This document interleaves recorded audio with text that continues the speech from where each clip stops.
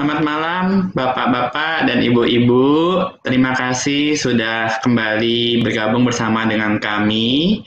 Pada kesempatan ini, kami mendapatkan suatu kehormatan untuk dapat menghadirkan guru kami, yaitu Dr. Nusri Nuring Tias, spesialis kedokteran fisik rehabilitasi konsultan, yang akan membawakan mengenai laser.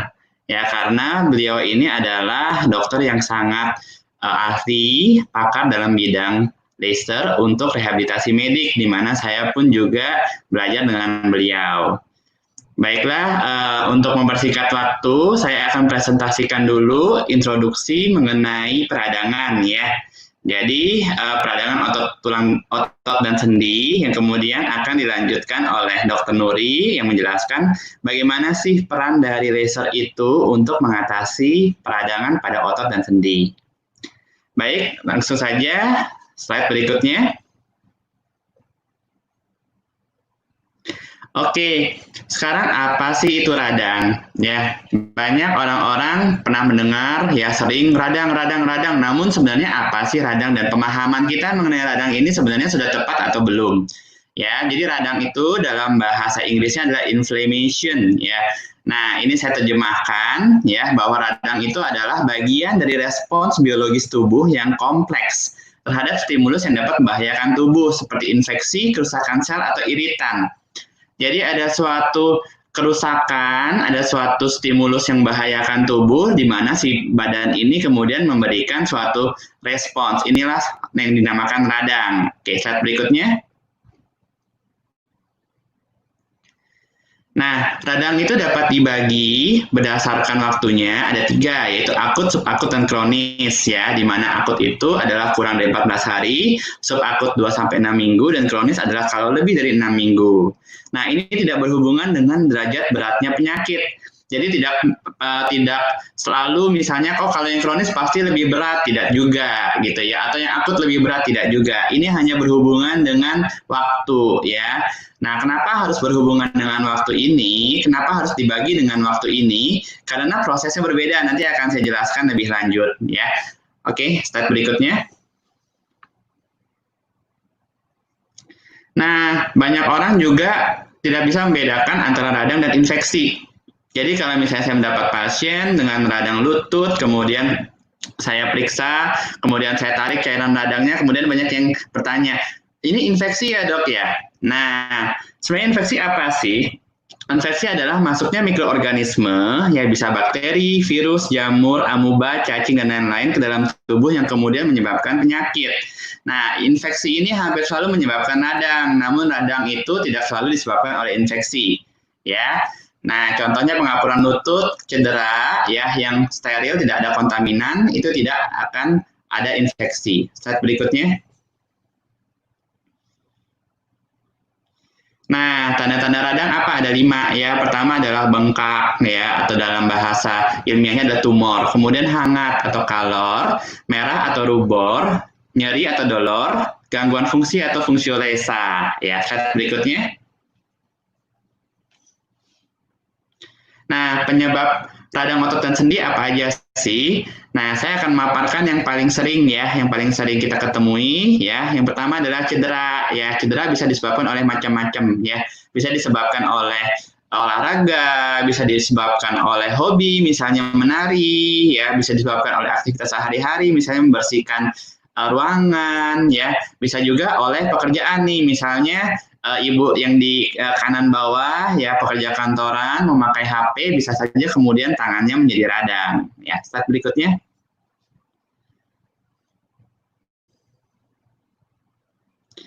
Nah, bisa juga disebabkan oleh jepitan atau impingement ya. Jadi jepitan pada tendon ya. Jadi jepitan itu tidak hanya pada saraf loh ya. Jadi bisa juga pada tendon atau pada otot. Slide berikutnya. Nah, bisa juga oleh proses degenerasi ya. Proses degenerasi ini apa sih? Jadi ada namanya proses wear and tear. Jadi proses di mana suatu bagian tubuh, utamanya adalah sendi yang sering dipakai terus-menerus bertahun-tahun dan kemudian menjadi aus ya atau degenerasi ya. Biasanya ini adalah pengapuran ya. Nah, slide berikutnya. Nah, bisa juga autoimun, di mana imunitas tubuh kita menyerang badan kita sendiri. Ya, nah ini disebut juga reaksi silang antibody. Ya, contohnya adalah reaktif arthritis. Ya, reaktif arthritis ini adalah suatu aktivitas imunitas yang berlebihan, ya, karena adanya infeksi tempat lain. Contohnya, misalnya infeksi saluran kemih menyebabkan adanya peradangan pada sendi. Kemudian ada juga CRPS. CRPS ini adalah radang, ya, pada biasanya sih pada bahu, ya. Nah, jadi ini singkatan dari Complex Regional Pain Syndrome, ya. Nah, biasanya radang pada daerah bahu, dan pada penelitian terbaru menunjukkan bahwa masalah pada usus, ya, bisa dapat menyebabkan peradangan juga pada bahu, ya. Pada usus contohnya adalah IBS, ya, Irritable Bowel Syndrome, ya. Ternyata ada hubungannya dengan peradangan pada bahu. Slide berikutnya. Nah, ini tadi ya, infeksi, ya. Nah, biasanya kalau dari luar itu kalau ada luka, ya, dan kemudian mikroorganisme tersebut masuk ke dalam luka tersebut. Sementara kalau dari dalam, ya, bisa juga dari organ tubuh lain. Contohnya misalnya TBC, ya. Bisa saja ditemukan TBC pada tulang atau pada sendi, ya, yang sumbernya itu dari paru. Jadi TBC paru kemudian dia menyebar lewat darah dan kemudian dia masuk ke tulang atau ke sendi. Slide berikutnya. Nah, bisa juga disebabkan oleh metabolik, ya, contohnya asam urat, kemudian bisa juga oleh luka tumpul dan luka tajam, contohnya misalnya kecelakaan atau kriminalitas, zat kimia, ya, atau juga misalnya luka listrik. Slide berikutnya. Nah, tahap-tahap peradangan apa aja sih? Ya, jadi ada 4 nih tahapnya. Yang pertama adalah pendarahan, kedua adalah peradangan atau inflamasi. Nah, ketiga proliferasi, ini mulai tahap penyembuhan, dan keempat adalah remodeling. Ya, kita bahas satu persatu. Ya, slide berikutnya. Nah, pada tahap pendarahan, jadi biasanya ada luka, ya, dan kemudian terjadi kerusakan pada jaringan dan pembuluh darah, ya, sehingga komponen-komponen dari darah itu keluar. Komponen darah itu apa saja sih? Ya, ada trombosit, leukosit, dan eritrosit. Ya, kita tahu trombosit ini fungsinya untuk menghentikan pendarahan dan memicu proses penyembuhan lebih lanjut, ya.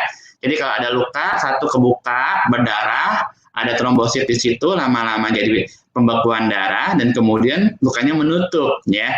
Nah, jadi si trombosit ini juga mempunyai fungsi untuk penyembuhan dari luka, ya. Kemudian ada juga leukosit atau sel darah putih yang berfungsi untuk membersihkan luka dari kuman dan serpihan jaringan yang rusak. Kalau kita lihat di bawah, ya, contohnya misalnya ada suatu jalanan yang rusak, ya. Nah, jalanan yang rusak, datang petugas-petugas untuk mulai ngebersihin, ya, mulai membersihkan si serpihan-serpihan, ya, dan kemudian baru dimulai proses untuk penyembuhan luka selanjutnya. Slide berikutnya. Nah, ini trombosit atau platelet gambarnya. Jadi dalamnya itu ada granul-granul, ya, yang mengandung faktor-faktor pertumbuhan, faktor penyembuhan, ya. Nah, ini juga sebagai dasar nanti akan saya paparkan juga pada masa kini, ya. Trombosit ini pun juga digunakan untuk penyembuhan dari proses-proses peradangan atau dari cedera atau luka. Slide berikutnya. Nah, tahap kedua adalah tahap peradangan, ya. Nah, di mana kerusakan jaringan memanggil sel-sel lebih lanjut, ya. Sel-sel ini dia akan membersihkan kuman, serpihan jaringan yang rusak, kemudian akan memicu pembelahan sel jaringan, ya. Jadi jaringan yang sehat itu dipicu untuk melakukan pembelahan sel sehingga pada akhirnya menutup luka, ya.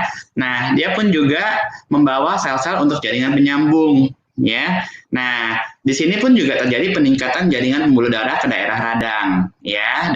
Jaringan pembuluh darah ini akan menjadi akses lebih lanjut, ya, untuk sel-sel penyembuhan berikutnya, ya. Nah, terjadi peningkatan permeabilitas pembuluh darah. Jadi dinding pembuluh darah ini akan lebih mudah untuk dilewati oleh sel-sel, ya. Slide berikutnya. Nah, ini contohnya, ya, ada sel yang rusak, ya, kemudian selnya itu dia pecah, mengeluarkan zat-zat yang memanggil sel-sel yang lain, ya. yang untuk penyembuhan peradangan. Slide berikutnya.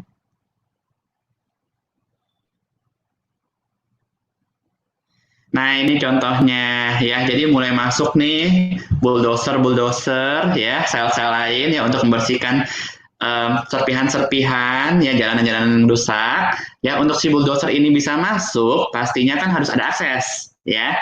Makanya kalau dalam tubuh kita akan terjadi peningkatan pembentukan pembuluh darah ya, dan kemudian tadi dinding pembuluh darahnya akan semakin permeable. Artinya dapat dilewati oleh si sel-sel ya. Nah, sel-sel ini di jaringan dia akan membersihkan jaringan-jaringan yang rusak, serpihan-serpihan tadi, supaya nanti bisa diisi oleh jaringan yang sehat atau jaringan penyambung. Slide berikutnya. Slide berikutnya.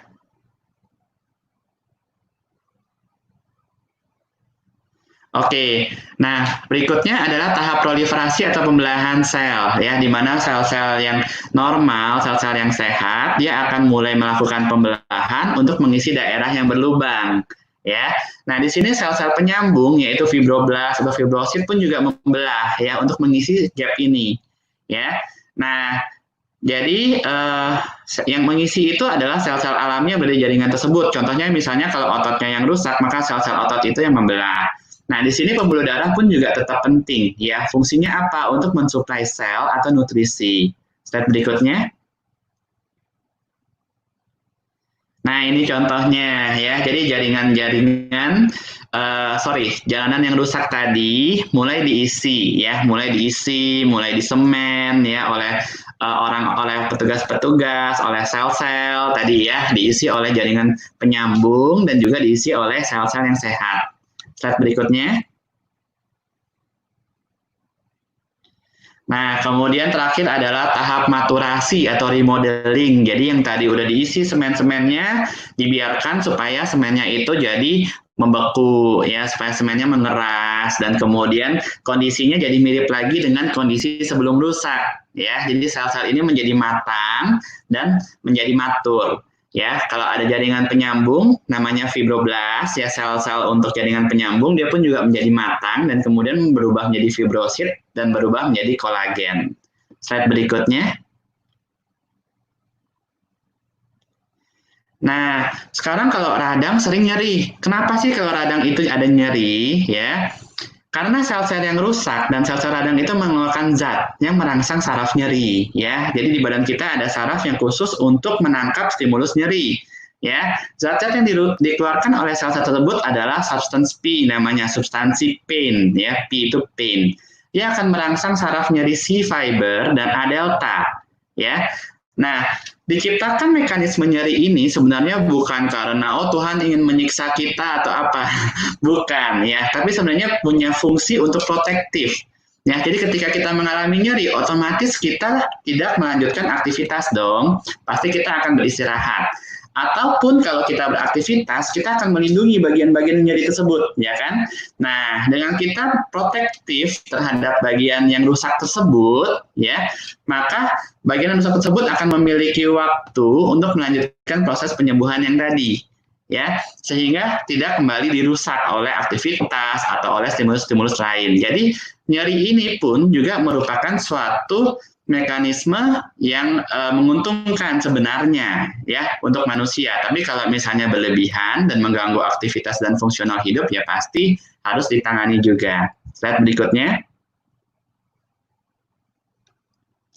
Nah, jadi proses penyembuhan yang ideal seperti apa sih? Pertama harus terkontrol dengan baik, ya. Jadi kalau misalnya ada peradangan, peradangannya harus cukup baik sehingga menghasilkan penyembuhan, ya. Dan kemudian peradangannya ini pun juga tidak boleh berlebihan. Jadi tidak boleh dia terus-menerus terjadi perusakan, ya, sehingga ada waktu untuk proses regenerasi jaringan. Jadi jaringan tadi harus udah punya suatu waktu untuk dia membelah diri dan kemudian menutup tadi luka tadi, ya. Kemudian suplai sel dan jaringannya pun juga harus cukup, ya. Nah, dan tidak secara signifikan tadi mengganggu fungsional atau aktivitas kehidupan sehari-hari. Slide berikutnya. Nah, jadi harus ada keseimbangan antara radang dan anti radang ya. Dalam tubuh kita sebenarnya mekanisme tersebut ada ya. Jadi ada yang namanya T effector ya. Sel T effector ini adalah sel imunitas yang fungsinya untuk tadi untuk membunuh kuman, membunuh virus ya. Dan kemudian ada T regulator, ini adalah untuk menahan si aktivitas si T effector ini supaya tidak berlebihan ya. Ada juga makrofag nih di sini. Makrofag itu adalah sel yang tadi untuk fungsinya membersihkan jaringan-jaringan yang rusak, serpihan-serpihan jaringan yang rusak ya. Nah, makrofag ini pun juga ada dua, M1 dan M2 ya, di mana M2 ini fungsinya untuk mengurangi aktivitas dari M1 ya. M1 ini adalah yang dia merusak-merusak, yang menghancurkan serpihan-serpihan sel gitu ya. Nah, si M2 ini mengimbangi ya supaya si M1 ini jangan berlebihan. Ya, slide berikutnya. Nah, kadang-kadang si radang ini harus diatasi, harus ditangani oleh dokter karena proses yang fisiologis ini ternyata menyebabkan masalah nih. Ya, masalahnya apa? Pertama adalah radang yang berlebihan tadi, ya, sehingga menyebabkan gangguan fungsional. Kedua, proses penyembuhannya yang kurang baik, ya. Contoh proses penyembuhan yang kurang baik ini adalah pada cedera tendon, ya. Tendon itu adalah bagian dari otot yang melekat pada tulang. Nah, pada cedera tendon atau pada sendi, ya. Nah, itu proses penyembuhannya bisa kurang baik. Kenapa? Karena suplai pembuluh darahnya kurang dibandingkan tempat-tempat lain, ya. Nah, sehingga tadi kita bisa melihat bahwa proses peradangan itu kan dimulai dari proses perdarahan, di mana komponen-komponen darah masuk ke situ. Kalau misalnya pembuluh darah di situ memang sudah kurang, otomatis komponen darah tadi berkurang, trombosit yang masuk ke situ berkurang, suplai dari nutrisinya pun juga berkurang, ya, sehingga proses penyembuhannya pun menjadi kurang baik. Ya, slide berikutnya. Nah, proses penyembuhan yang kurang baik ini akan menyebabkan radang yang menahun, ya, bertahun-tahun mungkin tidak sembuh, ya. Kemudian, kalaupun sembuh, dia akan terbentuk suatu jaringan yang memiliki kualitas yang kurang baik, ya, atau degeneratif, ya. Slide berikutnya. Nah, contohnya tadi misalnya kurangnya suplai dari pembuluh darah itu pada tendon dan sendi lutut, ya. Nah, sehingga fase pertama dari proses radang tadi terlongkap. Ya, kemudian bisa juga stimulasi yang terus-menerus mengganggu proses radang, ya. Contohnya apa? Contohnya pada pengapuran lutut. Pada pengapuran lutut bisa saja terjadi perubahan dari bentuk posisi lutut. Nah, sehingga terjadi apa? Sehingga berat badan itu akan menumpuh dan menekan ke satu sisi jaringan secara terus-menerus. Harusnya merata, ya. Kalau merata nggak masalah. Tapi kalau misalnya lututnya kemudian berubah jadi bengkok, ya, atau kemudian berubah menjadi O atau menjadi X, ya, maka tekanan itu akan terpusat pada satu sisi, ya. Nah, hal tersebut akan menyebabkan kerusakan yang terus-menerus sehingga terjadi proses penyembuhan. Proses penyembuhan tersebut pun juga diganggu oleh stimulus yang merusak tersebut, akhirnya menyebabkan radang yang kronis, ya. Oke, slide berikutnya. Nah, tadi ya, pada suplai darah yang suplai pembuluh darah yang kurang akan menyebabkan penyembuhan menjadi lebih lama. Jadi secara alami pun tendon itu penyembuhannya kurang lebih sekitar 3 bulan, ya. Nah, maka jangan heran, jangan mengatakan, ya dokter kok bisa lama gitu. Nah, bukan dokternya yang mau, tapi memang secara alami seperti itu. Ya, sendi lutut kita bisa melihat gambar di bawah ini bahwa pembuluh darah itu hanya sepertiga di bagian luar, ya. Nah, 2/3 bagian dalamnya itu tidak tercover oleh pembuluh darah. Makanya penyembuhannya pun juga menjadi lebih lambat. Slide berikutnya. Nah, ini tadi yang saya sebut, ya, stimulus penyebab radang yang terus-menerus, misalnya gerakan yang tidak dijaga. Nah, jadi kalau orang sudah makan obat penahan nyeri, ini harus hati-hati, ya, karena tadi saya sudah bilang nyeri itu untuk menjaga gerakan kita dari gerakan-gerakan yang tidak baik atau merusak, ya. Nah, jadi kalau sudah makan obat nyeri, ya, sudah tidak ada nyerinya, nah, bergerak sesuka kita, pada akhirnya apa? Jaringan yang sudah mau penyembuhan jadi rusak lagi. Ya, nah, Kemudian tadi yang saya bilang juga biomekanik atau posisi yang tidak tepat ya, kalau misalnya lututnya O atau X ya, sehingga tekanannya jadi tidak merata, berfokus pada satu titik saja. Slide berikutnya. Nah, penanganannya bagaimana nih? Di rumah penanganannya adalah dengan PRICE ya. PRICE itu apa? Protection, dari proteksi, rest istirahat. Kemudian icing, mohon maaf di sini ada kelupaan, jadi pakai S, kompres S, compression, ya, dikompres, dan elevation. Nah, kompresnya bagaimana nih? Mau kompres dingin atau kompres hangat, ya? Nah, kita lihat kalau misalnya masih akut, ada pembengkakan, nah, itu jangan kompres hangat, karena kalau misalnya ada pembengkakan, kita kasih panas lagi memuai, kan? Bengkaknya jadi bertambah, harus kompres dengan dingin. Tapi kalau sudah subakut atau kronis, ya, sudah tidak ada pembengkakan, nah, itu bisa dengan kompres hangat. Nah, jangan dibawa ke tukang urut ya sebelum jelas masalahnya. Kalau misalnya sudah jelas, oh ya ini masalahnya tidak ada tidak ada robekan, tidak ada cedera yang berat, ya silakan aja misalnya mau bawa ke tukang urut ya. Tapi kalau sebelumnya kita nggak tahu ternyata di situ ada robekan, ditarik-tarik dan pada akhirnya robekannya bertambah besar. Nah, ini menjadi berbahaya. Slide berikutnya. Nah, dilarang mengonsumsi obat-obatan nyeri atau anti radang tanpa instruksi dokter, ya. Walaupun obatnya sudah pernah diminum, ya. Jadi misalnya dok, saya sudah 1 tahun yang lalu, saya sudah pernah mengalami hal yang serupa. Kemudian saya minum obat X dan kemudian saya sembuh. Saya minum lagi boleh nggak dok? Nah, satu, kondisinya bisa berubah, ya. Kondisi setahun yang lalu sama kondisi sekarang aja bisa berubah. Kedua, ada obat yang bisa saja tidak boleh diminum dalam jangka waktu terlalu panjang, ya, karena bisa menyebabkan suatu efek, ya. Jadi jangan berpikir oh karena saya sembuh maka saya beli lagi ke apotek dan kemudian bisa saya ulang obatnya, belum tentu.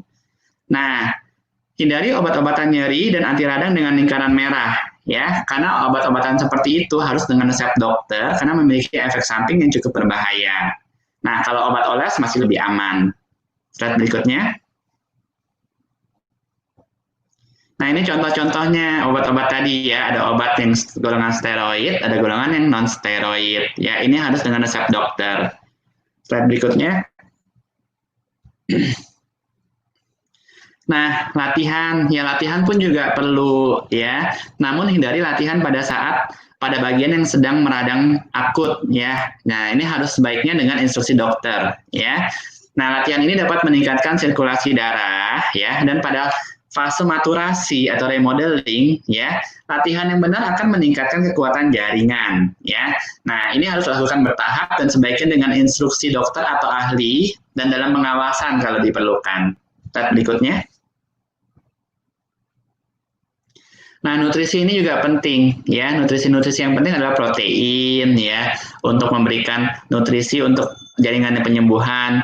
Vitamin C ini memiliki berbagai fungsi. Pertama, antioksidan. Jadi kalau tadi ada proses peradangan, ada metabolitnya, ada radikal bebas atau oksidan, bisa dibersihkan oleh vitamin C. Kemudian dia akan meningkatkan fungsi dari sel-sel radang tadi ya, untuk membersihkan serpihan jaringan atau kalau di situ misalnya ada infeksi. Nah, kemudian dia pun juga dapat menstimulasi ya proses fibroblast tadi ya, fibroblast dan kemudian tulang rawan. Nah, itu dapat distimulasi oleh vitamin C ya. Dia akan mengaktifasi, ini ada protein-protein prolin, lisin, hidroksilase dan sebagainya. Zinc juga diperlukan ya untuk meningkatkan sel-sel anti-imun dan kemudian sel-sel untuk jaringan penyokong. Slide berikutnya. Nah, magnesium, kemudian manganis juga diperlukan, ya, boron, ya, dan kemudian vitamin D, E, dan A pun juga diperlukan, ya. Slide berikutnya. Nah, psikologis pun juga harus selalu dijaga, ya. Jangan karena adanya radang, adanya nyeri, kita nggak bisa beraktivitas, kita pun kemudian menjadi panik, atau kita menjadi cemas, atau kita menjadi depresi, ya. Kita dapat lihat gambar ini, ya, bahwa kondisi-kondisi cemas, misalnya dapat meningkatkan sistem simpatik, di mana sistem simpatik ini dia akan justru malahan dapat menyebabkan aktivitas radang yang lebih hebat, ya. Nah, aktivitas simpatik ini pun juga dia akan mengeluarkan zat-zat ya, zat-zat yang mempengaruhi otak ya, dan pada akhirnya akan menyebabkan persepsi nyerinya pun juga akan menjadi lebih tinggi. Jadi dia akan lebih sensitif terhadap nyeri. Slide berikutnya. Nah, kalau proses peradangan ini terus berlanjut, ya, maka perlu untuk datang ke dokter, ya. Dokter dia akan menentukan penyebabnya apa dan menentukan tata laksana yang tepat. Slide berikutnya. Nah, pemeriksaan penunjang yang bisa dilakukan adalah USG, X-ray, MRI, laboratorium. Slide berikutnya. Nah, USG ini adalah pemeriksaan yang saat ini sekarang sedang berkembang, ya. Dia mempunyai beberapa keuntungan, dapat langsung dikerjakan, dapat melihat jaringan lunak dan sendi, ya. Kemudian dapat melihat penumpukan cairan pada sendi juga, ya. Dan juga dia dapat membantu mengarahkan tindakan. Artinya kalau misalnya perlu injeksi atau sebagainya, ya, maka USG ini dia akan dapat melihat jarumnya, dapat melihat jaringannya dan sebagainya. USG ini pun juga dapat melihat peradangan, ya. Sebagai contoh pada gambar ini, ya, ini adalah gambar peradangan, ya. Pembuluh darahnya kita bisa melihat di sini aktif, adanya penumpukan cairan, ya, yang warna hitam-hitam itu ada penumpukan cairan, ya. Ini adalah contoh radang akut yang dilihat dari USG. Slide berikutnya. Nah, kalau radangnya berlebihan dapat diberikan anti radang, ya. Nah, anti radang ini dapat berupa terapi fisik, ya, yang misalnya dengan laser, ya, yang nanti akan dijelaskan lebih detail oleh pakarnya, Dr. Nuri, ya. Kemudian bisa dengan ultrasound terapi dan lain-lain. Bisa juga diberikan dengan obat atau injeksi. Slide berikutnya. Nah, kalau proses penyembuhannya kurang baik, ya, maka kita pertama bisa memberikan proteksi, ya. Tadi karena kalau tidak ada proteksi, terganggu terus, otomatis prosesnya jadi kurang baik. Nah, maka kita berikan proteksi misalnya berupa dengan brace, ya. Nah, kita juga bisa melakukan proses regenerasi, ya, salah satunya dengan memicu radang yang terkontrol. Jadi kita picu lagi radang supaya proses penyembuhan tadi dapat dimulai kembali, tapi kali ini terkontrol, ya. Jadi dengan baik kita kontrol, ya. Contohnya bisa dengan apa? Dengan terapi fisik, misalnya laser, ya. Nanti akan dijelaskan juga oleh Dr. Nuri bagaimana sih prosesnya. Dan kemudian shockwave, ya. Nanti akan saya jelaskan lebih lanjut. Dan terapi regeneratif lainnya, misalnya dengan proloterapi, ya, ini ada terapi injeksi, PRP, ya, BMSC atau bone marrow, ya. Dan juga perlu juga perbaikan biomekanik. Slide berikutnya. Nah, ini shockwave. Jadi kita memberikan stimulasi berupa gelombang kejut atau shockwave, ya. Dia dapat meregenerasi jaringan melalui proses mekanotransduksi. Jadi si gelombang shockwave itu akan diteruskan ke dalam sel dan di si selnya itu dia akan kemudian melakukan suatu proses-proses untuk penyembuhan, ya, untuk pembelahan sel dan sebagainya, ya. Dia akan meningkatkan vaskularisasi juga supaya tadi suplai nutrisi dan sel-sel untuk penyembuhan dapat dilaksanakan dengan baik, ya. Kemudian meningkatkan faktor penyembuhan. Dia juga dapat mengurangi nyeri, ya, dengan cara mengurangi substance P. Slide berikutnya. Nah, ini contohnya shockwave, ya. Slide berikutnya. Nah, ini tadi PRP, platelet rich plasma. Platelet itu adalah nama lain dari trombosit. Tadi kan pada cedera pada tendon, pada sendi, ya. Nah, itu kan pembuluh darah ke situ kan kurang, ya. Maka trombosit yang ke situ pun juga kurang, sehingga faktor-faktor penyembuhannya jadi kurang. Maka kita berikan, ya. Jadi kita ekstrak dari darah, ya. Kemudian kita ekstrak tadi faktor pertumbuhannya, trombositnya, ya. Dan kemudian nanti kita injeksi ke jaringan yang cedera, ya. Ini akan menstimulasi penyembuhan, ya, berupa fase pertama di proses radang tadi. Slide berikutnya. Nah, ini proses PRP, ya, diambil dari darah, kemudian kita ekstrak, kemudian kita injeksi ke dalam jaringan. Slide berikutnya. Nah, ini bone marrow, ya, jadi diambil dari sumsum tulang, tapi ini berbeda dengan stem cell, ya, karena kita tidak memberikan suatu sel yang kemudian dia berubah menjadi sel yang lain, ya. Nah, untuk stem cell tersebut itu sebenarnya saat ini masih dalam penelitian dan hanya boleh dilakukan pada rumah sakit rujukan ya. Contohnya misalnya RSCM atau rumah sakit Sutomo ya. Nah, seperti itu. Jadi yang kita lakukan tetap kita memberikan faktor pertumbuhannya nih ya. Nah, cuma faktor pertumbuhannya lebih banyak karena kita ambil langsung dari sumsum tulang. Slide berikutnya.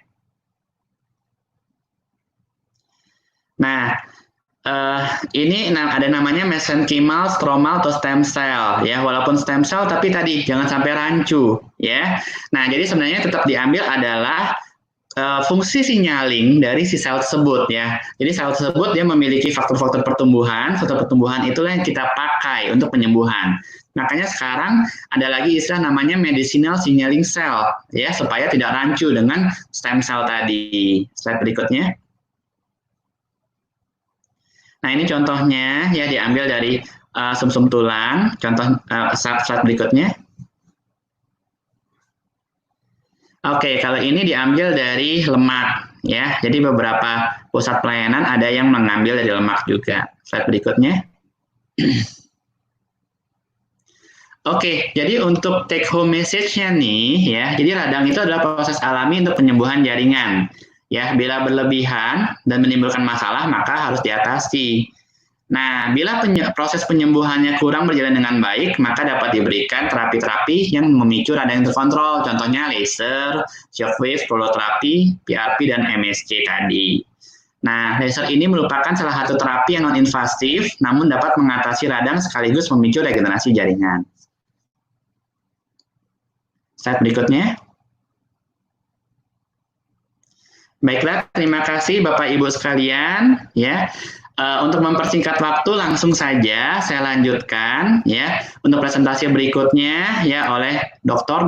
Nuri Nusli Nuring Tias, spesialis kedokteran fisik dan rehabilitasi konsultan, Magister Epidemiologi.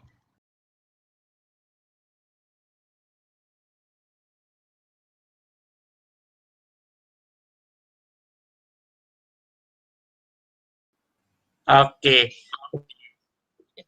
Ya, jadi pada kesempatan ini kami sangat senang sekali ya untuk belajar kembali dengan Dr. Nuri ya. Izinkan saya untuk memperkenalkan guru saya ini ya. Mungkin banyak juga yang sudah kenal sebenarnya ya.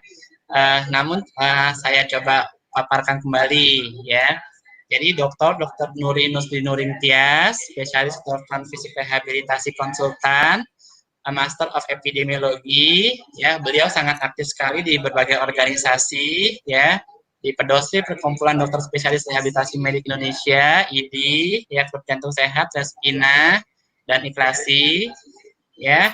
Kemudian ini email beliau. Nah, beliau sangat senang sekali untuk mengajar, ya baik offline maupun online nih. Jadi untuk online-nya pun juga sudah banyak sekali beliau menulis, ya. Contohnya di sini ada di Nurinus Blogspot, ya, RehabMed Blogspot. Jadi buat para hadirin sekalian yang ingin lebih lanjut mengenai ilmu rehabilitasi medik dapat juga membuka web beliau, ya, banyak sekali informasi di situ. Kemudian ada RehabMed Research, ya ini adalah mengenai research beliau, ya, termasuk salah satunya mengenai laser, ya. Ada juga laser untuk luka diabetes, ya, penelitian beliau.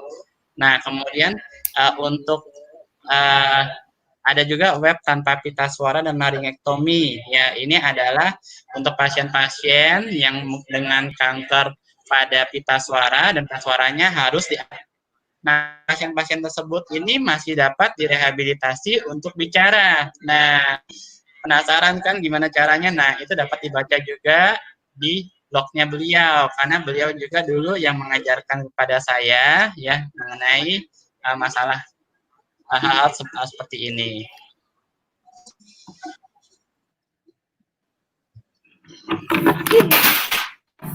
Oke, baik, langsung saja.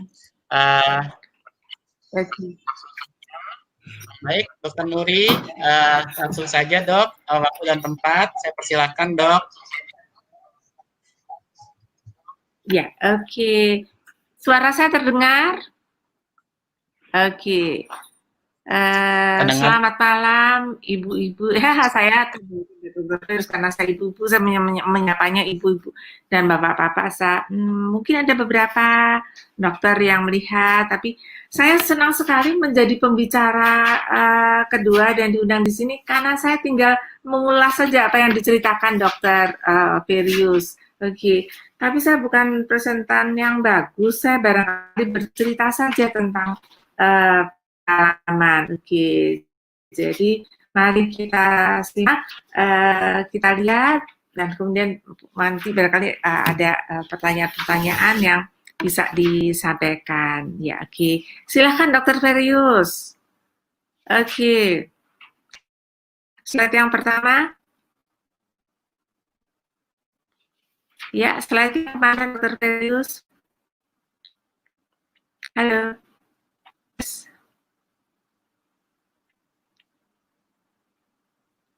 Nih, yang muncul gambar kuda. Oke, karena saya kebetulan saya lahir di tahun kuda, jadi saya dapat hadiah gambar kuda nih. Gambar kudanya ikutan tampil. Oke.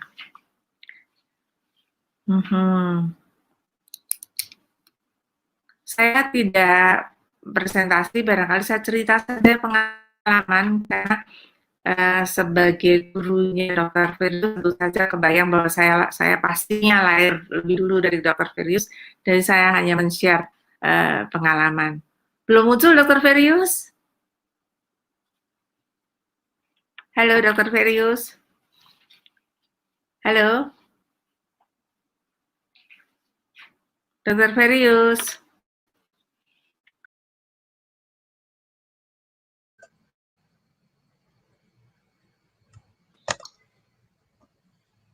Selamat siang dok, selamat malam dok.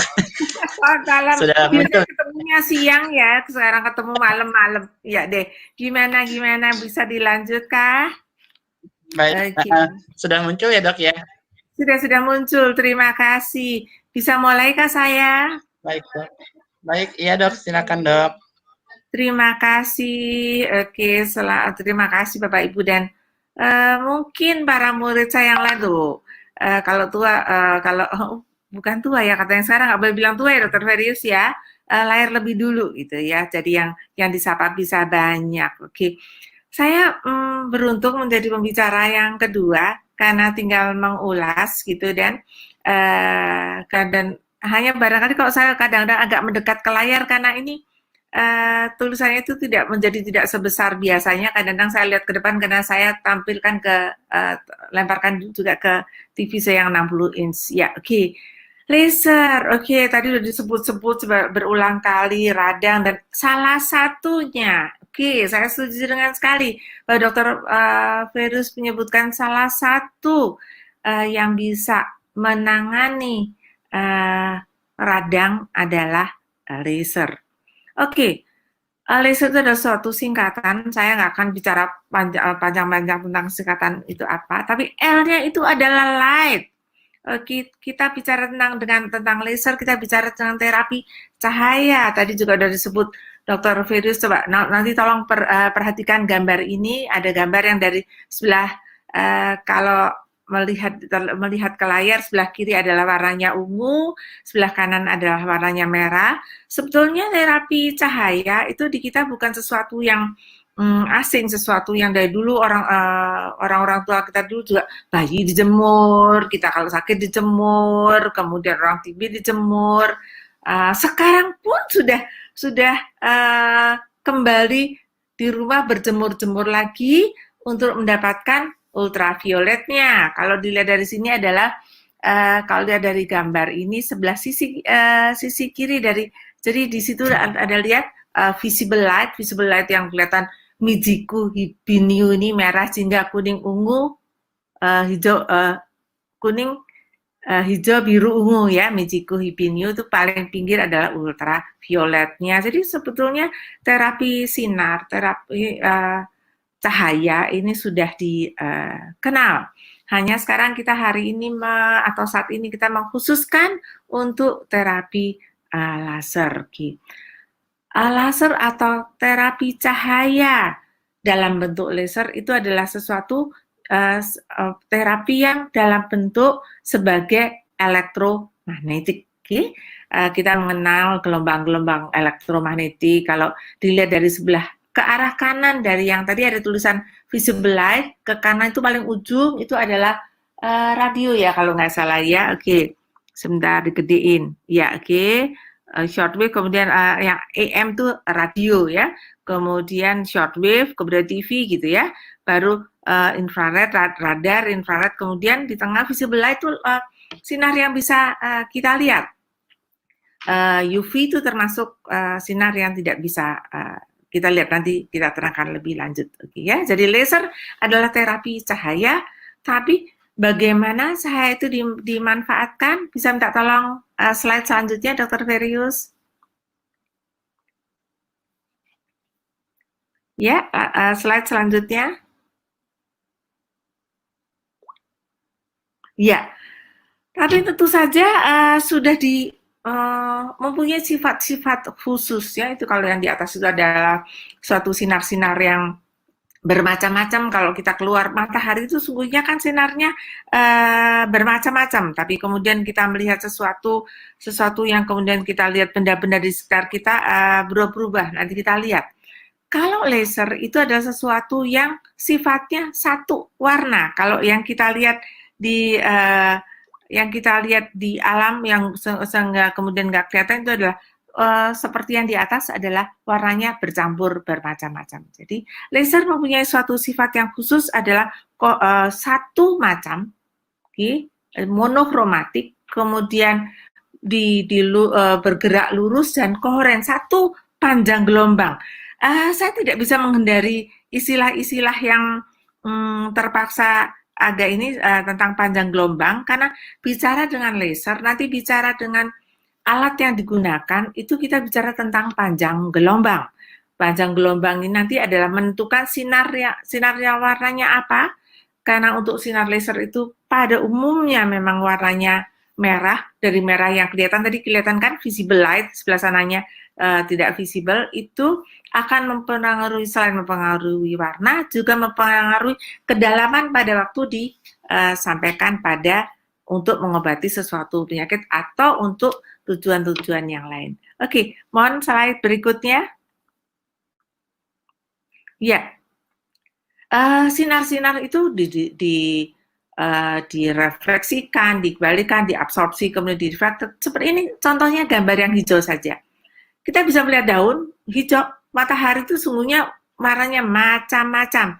Tapi kemudian kalau kita melihat daun menjadi hijau, karena daun itu ada klorofilnya, sehingga tampil pada mata kita kelihatannya adalah hijau. Nanti ini barangkali nanti kalau pada suatu saat kita ketemu dengan para dokter atau para bapak ibu, akan ada bermacam-macam warna laser, dan ini akan memantulkan atau memberikan cahaya yang bermacam-macam tergantung dari media yang memantulkannya. Oke, silahkan. Ya, slide berikutnya. Slide, ya, oke. Ini tadi Dr. Verius sudah menyebutkan ada kompres panas, ada kompres dingin. Ini saya munculkan terlebih dahulu karena sedang agak ribut. Ini mau yang high power laser atau low power laser. Tadi Dr. Verius sudah menyebut kapan kompres panas, kapan kompres dingin. Jadi segala sesuatu pasti ada indikasinya atau dimaksudkan untuk apa gitu ya, sehingga nggak perlu dikontroversikan antara high power laser dan low power laser, tergantung dari kegunaannya. Tadi kan kalau masih banyak cairannya jangan diberikan kompres yang panas, gitu ya.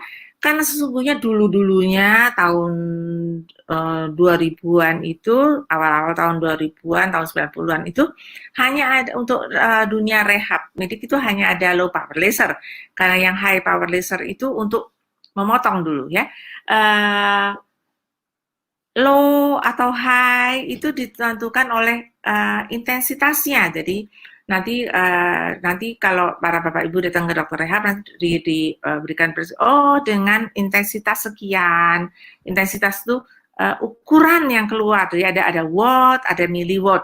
Dulu yang untuk rehab itu yang low power laser itu di bawah 500 miliwatt. Jadi kalau ditampilkan ke bapak ibu tidak menimbulkan rasa panas, tidak akan meningkatkan suhu di atas suhu tubuh. Itu low power laser, sehingga pada keadaan akut, pada keadaan luka yang bengkak bisa segera diberikan. Okay. Nah itu, tapi sekarang kemudian muncul high power laser dengan intensitas yang besar, tentu saja dengan tujuan tertentu. Nah, nanti untuk para dokter saya ingatkan lagi, selain high power laser, selain intensitasnya juga ada panjang gelombangnya. Dulu laser itu hanya sampai panjang gelombang 600-an, 900-an gitu ya. Sekarang sudah dipakai untuk rehab, sudah dipakai yang panjang gelombangnya lebih. Nanti kalau ingat lagi tadi yang awal-awal ya, slide yang awal itu ada yang makin ke arah kan yang non visible light. Jadi nanti di belakang ada tentang safety-nya. Non visible light itu panjang gelombangnya di atas 700, okay. Hanya kemudian tentu saja intensitasnya atau powernya tidak setinggi yang dipergunakan untuk laser bedah. Oke, ya. Silahkan slide selanjutnya, saya sambil ngintip ini. Oke, ya. Ya. Ini kenapa sih? Oh, slide selanjutnya bisa minta tolong ya. Oke, tadi kan dibilang nih banyak pada radang, kenapa harus ada kemudian harus diperbaiki selnya, kemudian ada inflamasi, harus ada anti. Oh, jangan balik yang tadi. Oke. Oh ini ya di situ. Di mana itu? Oke, ya. Kembali ke yang tadi, ya. Oke. Atau ini aja juga nggak apa-apa. Oke ya.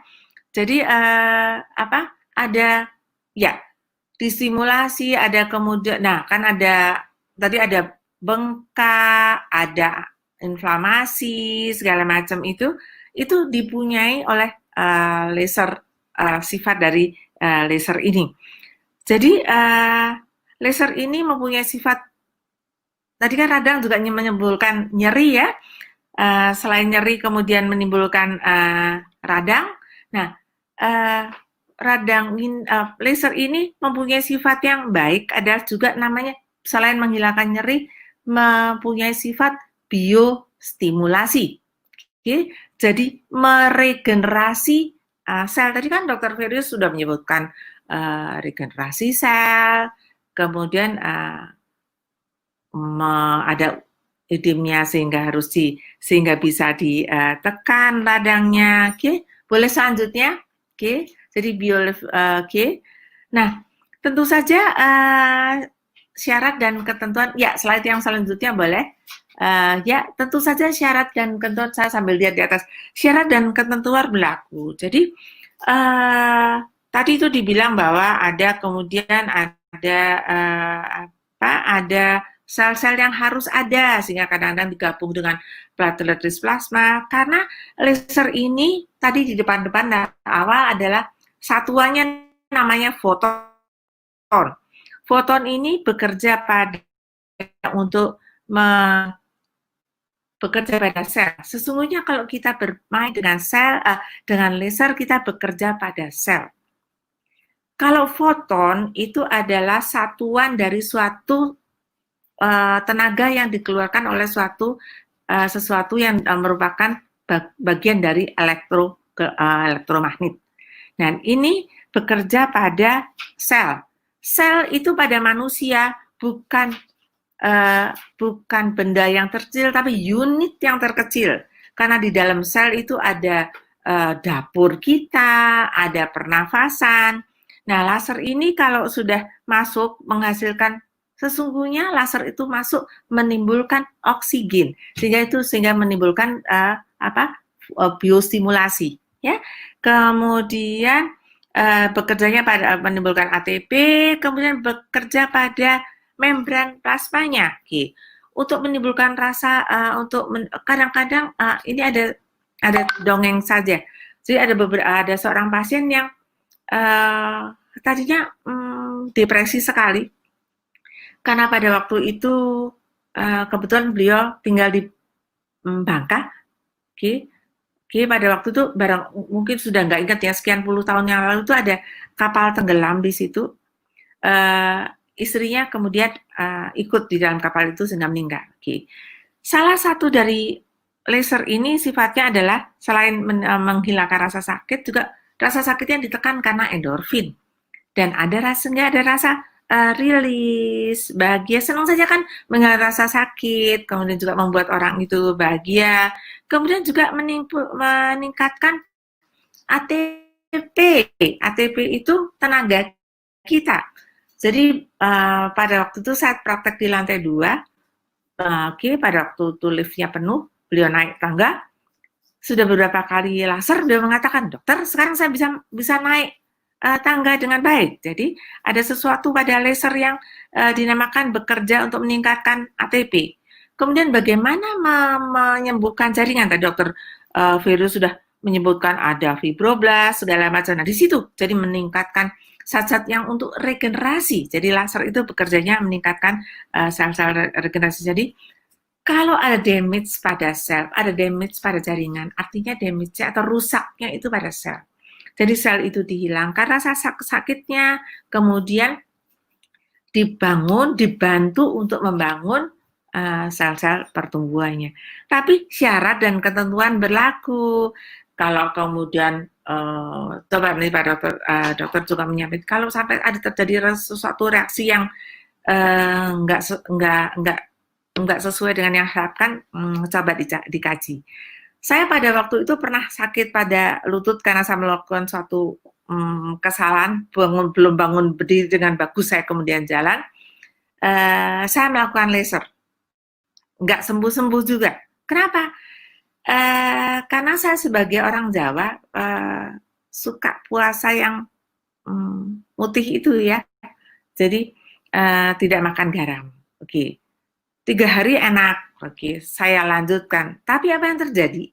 Untuk bekerjanya suatu laser dibutuhkan juga elektrolit. Jadi pada waktu itu saya di sini harus ada natrium, kalium yang bagus. Jadi pada waktu itu nggak sembuh-sembuh saya. Suatu saat saya pulang kerja, saya lihat tukang mie ayam enak. Saya bawa 4 nih. Saya minta coba saya beli. Selesai makan mie ayam, lasernya bekerja terus, saya bisa langsung hilang nyerinya. Jadi kalau ada sesuatu yang tidak terjadi, tolong para dokter ditanya, dicari, dan para bapak ibu sekalian, Dokter Siti Chandra pernah mengingatkan saya pernah menulis, kami dokter, saya dokter, jadi tidak pinter. Jadi kalau tidak diterangkan atau bapak ibu tidak menceritakan dengan jelas, kita nggak tahu mengapa sesuatu tidak bekerja dengan baik. Oke, slide selanjutnya. Slide selanjutnya. Oke, silakan. Ya, slide.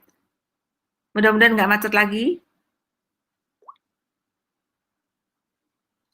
Slide. Ya, oke. Ini bagaimana tolong tadi nggak mau hilang. Oke, ini bagaimana sakit itu didapatkan. Tadi Dokter Ferry sudah mengatakan rasa sakit itu bisa dibawa ke kita sadari karena kita ada mempunyai syaraf-syaraf. Tadi Dokter Verius mengatakan juga bahwa ada serabut C dan kemudian disadari di otak. Nah ini yang kemudian mesti diingat-ingat juga, dan kemudian mesti disadari juga bahwa kepribadian kita kadang-kadang atau keadaan kita bisa menimbulkan nyeri, itu bisa kadang-kadang nyeri yang kelihatannya sama, tapi pada orang berbeda dinyatakan berbeda.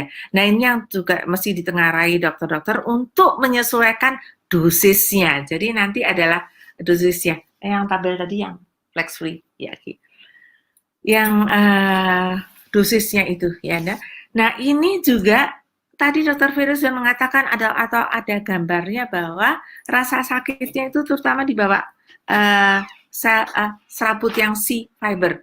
Oke, barangkali kalau para dokter sekalian ingat bahwa ada modalitas lain yang bekerjanya pada C fiber, serabut C.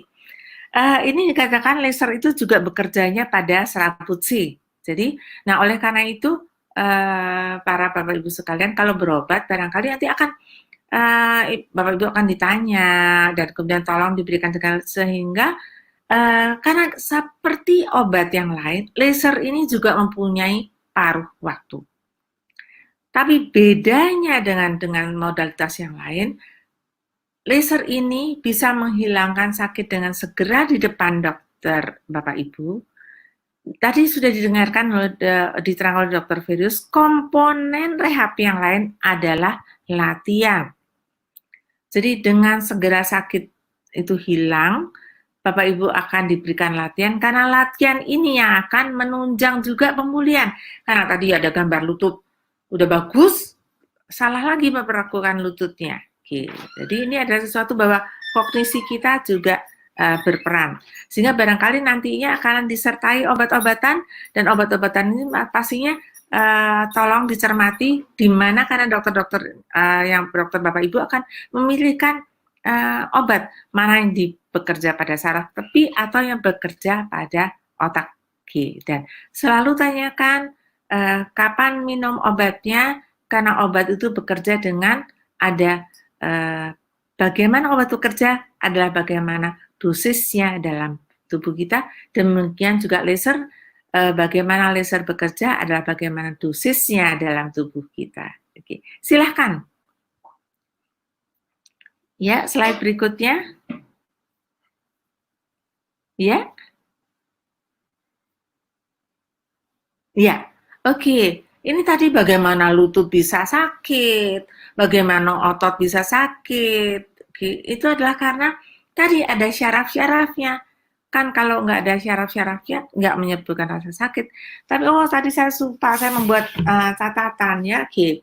Jadi bahwa rasa sakit itu jangan peradangan, rasa sakit, itu memang kadang-kadang harus ada. Karena kalau tidak ada yang memperingatkan kita. Kalau Bapak Ibu nggak punya rasa sakit, saya senang nanti saya cubitin itu biar nggak tiba-tiba luka semua. Jadi rasa sakit itu jangan dianggap sebagai musuh, peradangan itu jangan dianggap sebagai musuh, karena itu adalah tanda pada kita bahwa ada sesuatu yang salah yang kita lakukan. Ya, jadi dan kemudian ada pembuluh-pembuluh darah itu, pembuluh-pembuluh darah yang keluar adalah untuk kemudian membersihkan dan kemudian juga untuk membawa. Kalau nggak ada pembuluh-pembuluh darah, nggak ada yang dibagi, nggak ada obat. Itu bahkan kalau makan bagaimana sih, makan obat kan ditelan. Bagaimana kemudian bisa sampai ke lutut, bagaimana kemudian sampai ke bahu, bagaimana kemudian masuk ke tempat-tempat yang diinginkan, karena adanya pembuluh darah. Oke. Jadi ini juga para dokter sekalian, ini tolong mohon dicermati juga, pembuluh darah ini adalah merupakan salah satu yang mesti kita cermati. Oke. Tidak ada sesuatu yang hanya bersifat lokal. Mengapa kemudian yang high power laser harus diputar, harus dibentuk grid? Ada supaya tidak mengumpul panasnya. Barangkali ini selalu saya ingat-ingat saya sampaikan, dan mudah-mudahan para dokter jangan bosan. Kulkas itu kan dinginnya cuma di depan, coba di belakangnya. Kadang-kadang buat sama ibu-ibu dibuat untuk menjemur baju. Karena panasnya ini dipindahkan di belakang. Nah, pembuluh darah ini juga untuk menyalurkan panas supaya tidak berlebihan pada kulitnya. Karena akan terjadi pengumpulan tidak ada di sini, nggak ada pada slide saya, jadi saya ingatkan saja untuk para Bapak Ibu dokter, karena yang low power laser pun, yang 500 mW itu kalau didiamkan sudah menimbulkan rasa nyeri dan bisa menimbulkan lepuh. Jadi yang di atas 300 mW itu biasanya ada spacernya, karena nggak boleh langsung menempel pada kulit. Oke. Ya, silahkan slide berikutnya. Ya, Slide berikutnya. Iya, ini adalah jurnal-jurnal, ini adalah mungkin saya juga ngintip di saya. Oke, ada high power, low power, masing-masing punya kebaikan dan keburukannya. Jadi ada. Nah, yang paling bagus di sini adalah semuanya selalu digabungkan dengan exercise. Jadi tolong Bapak Ibu, kami bukan orang pintar yang oh Bapak ada jantung, oh Ibu Pak ada paru, kemudian ya kalau nggak ada jantung nggak ada parunya nggak bisa ketemu kita ya. Nah, oke. Sehingga kerjasama dibutuhkan. Satu kerjasama barangkali adalah menceritakan yang sesungguhnya sehingga kita tahu mungkin di sini ada kalau Bapak Ibu lihat ada evaluasi skala nyeri. Nanti Bapak Ibu akan ditanya oleh Dokter Verius, Bu, nyerinya kalau 0 nggak sakit, 10 sakit, berapa? Karena itu untuk mengevaluasi antara lain adalah dosis laser. Karena biar bagaimanapun laser itu ada dosisnya, ya. Jadi ini di sini ada dibandingkan ada high power laser, ada low power laser. Yang terbaru, ya slide berikutnya, yang terbaru punyanya Dokter Astrid, Dokter Astrid ikut nggak ya di sini? Itu kita mendapatkan untuk saya lupa Geno, high power laser dan low power laser sama-sama baiknya. Nah, hanya barangkali adalah yang mesti dicermati adalah nanti dosis-dosisnya. Oke, silakan selanjutnya. Ya, satu lagi. Ya. Lanjut lagi slide-nya. Oke. Halo. Halo, halo. Halo. Halo. Halo. Yes. Halo. Oh ya, oke, makasih. Saya nggak lihat, maaf. Halo. Yes, oke, sorry. Saya soalnya sambil nunduk sedikit. Jadi pada waktu itu adalah tadi Dokter Verius mengatakan tentang radangnya Dokter Verius yang akut kurang 14 hari, kronik lebih dari 6 minggu ya. Saya mengulas di sini itu nyerinya, oke. Pada pengalaman saya, kalau ini tentang dosis laser ya, kalau sakitnya itu baru terjadi, laser akan memberikan hasil yang lebih cepat. Oke. Jadi barangkali untuk saya, jadi Bapak Ibu kalau diminta misalkan datang seminggu 2 kali atau seminggu 3 kali, kerjakan. Karena itu akan memang kelihatannya seminggu 3 kali berturut-turut, tapi kemudian akan cepat. 3 atau barangkali 2 kali, kemudian disertai exercise, akan sangat bermanfaat. Jadi ini adalah inflamasinya segera teratasi. Tapi oke, selanjutnya barangkali Dokter Verius.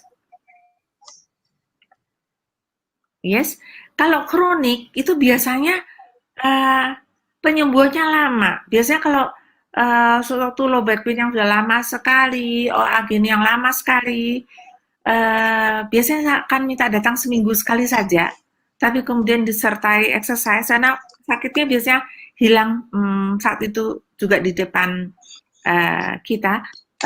Saya tahun 1900 berapa, belum tahun 2000 pergi ke Jepang. Pada waktu itu laser masih sulit saya kembangkan di Indonesia, terutama di Jakarta, low power laser. Pada waktu itu penelitian belum boleh dikerjakan. Saya berjumpa dengan Profesor Toshi Oshiro. Programnya namanya Going Gone. Ya, ada bapak lansia dengan kursi roda di laser, begitu belum selesai lasernya sudah hilang sakitnya, selesai di laser beliau berjalan dengan sudah tidak dengan kursi roda lagi, jadi going gone. Tapi pada perjalanannya saya dapatkan bahwa yang kronik itu lebih baik waktunya agak dijarangkan, tapi tentu saja memakan waktu. Tapi pada umumnya habis itu asal kemudian Bapak Ibu disertai latihannya bisa lebih bertahan lama, asal tidak ada sesuatu yang terjadi pada sendi atau pada jaringan. Oke, ya silahkan. Ya, lanjut lagi. Ya. Ya, ini adalah barangkali yang mesti dicermati oleh para Bapak Ibu dan para dokter sekalian. Semua ada dosisnya. Jadi tolong dicatat. Oke. Kalau untuk Bapak Ibu yang pertama kali itu pasti saya biasanya memberikan dosis yang paling minimal. Yang saya sampaikan bahwa karena kita nggak tahu reaksi obat terhadap seseorang. Oke. Ada yang badannya besar 2 kali saya itu kalau minum paracetamol itu hanya separuh dosis dewasa. Oke. Jadi Bapak Ibu sekalian istimewa.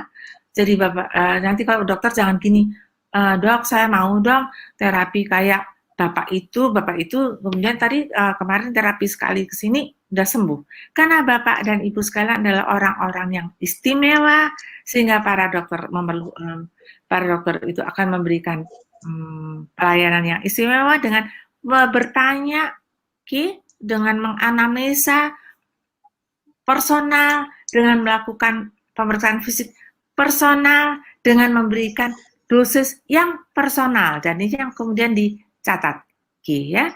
Jadi yang kita harapkan adalah dosis minimal yang bisa memberikan pengaruh. Coba slide selanjutnya, apakah ada di sini?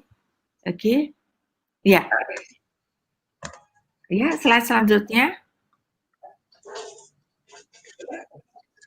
Oke, jadi biasanya sesudah suatu terapi, besoknya akan saya tanyakan apakah sakitnya berkurang atau jadi jawabannya bisa tetap nggak berkurang. Oke. Artinya dosisnya ditambah. Atau berkurang berapa persen? Artinya dosisnya bisa dinaikkan. Atau pas hilang, itu artinya dosisnya tepat.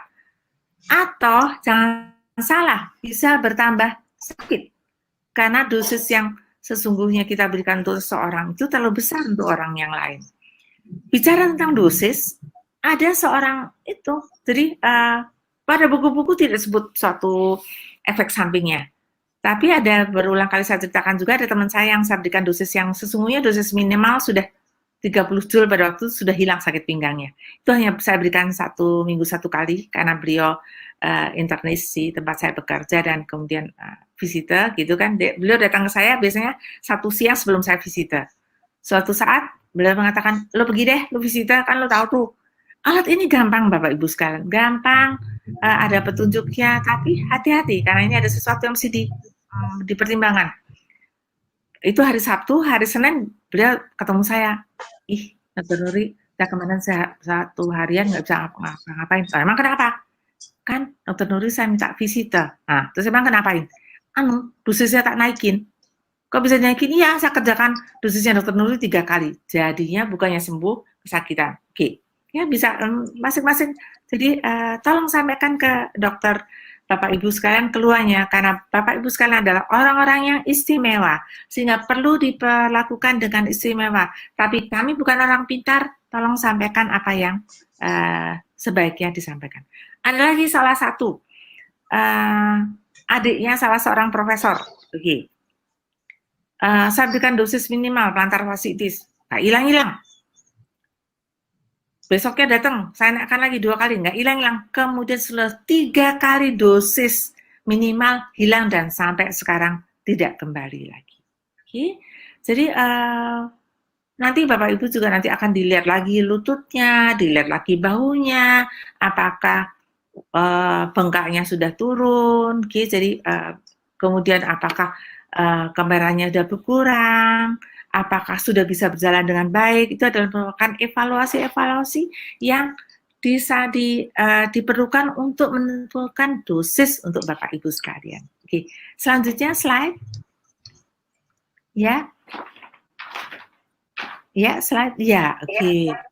Jadi ini ada beberapa cara untuk yang sampaikan di sini adalah sesuai dengan alat yang ada yang dimiliki Dr. Firdaus adalah pada titik-titik. Oke, barangkali diberikan pada suatu titik-titik yang paling sakit. Oke, dan kemudian ditentukan beberapa sehingga sampai mencapai suatu dosis yang secara keseluruhan. Oke, mungkin kok sama nggak dengan titik akupunktur? Saya memang sengaja tidak mempelajari titik akupunktur, tapi pada waktu saya bersama-sama dengan Dr. Weber dari Jerman, pada waktu kita ketemu di Dr. Weber itu berpusatnya di Bangkok untuk Asia. Oke, saya mengerjakan, beliaunya mengerjakan tanpa kita kemudian blind, gitu kan? Baru kemudian kita lihat, lo ngerjain yang mana tadi, gue sini, gue situ. Oh, ternyata bahwa titik yang kita sebut trigger point itu nyaris sama dengan titik-titik akupunktur. Oke, ya. Jadi tempat di mana yang sakit itu tolong Bapak Ibu sampaikan, biasanya kemudian dokternya akan mencari. Ya, silahkan slide selanjutnya. Ya. Oke.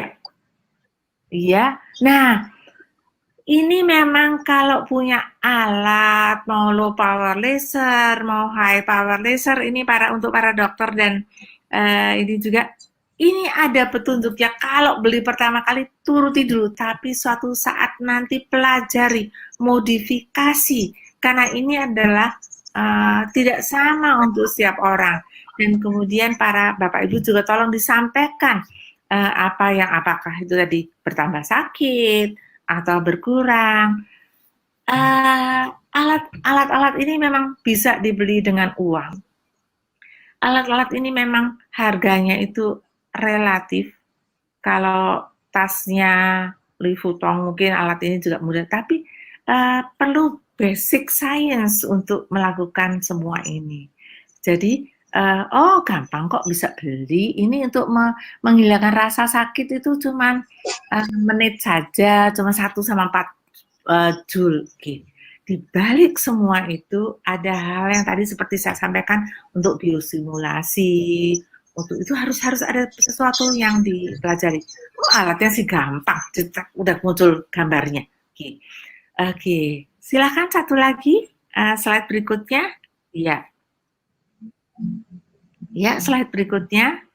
Ya, tadi udah, jadi dilihat secara objektif, apakah deformitasnya, artinya bengkak, tadi kalau bengkaknya sudah menurun, ini berkurang, gambarannya berkurang, bisa bergerak dengan bagus, ini yang perlu dievaluasi dan perlu disampaikan. Oh dok, kemarin kok tambah bengkak, kok tambah apa? Pastinya ada sesuatu, atau tidak berkurang. Bisa karena yang tadi yang seperti saya sampaikan, si fibernya bagaimana, karena si fiber harus berjalan dengan baik. Atau seperti saya, seminggu lebih nggak makan garam, oke, jadi lasernya itu butuh elektrolit, nggak jalan.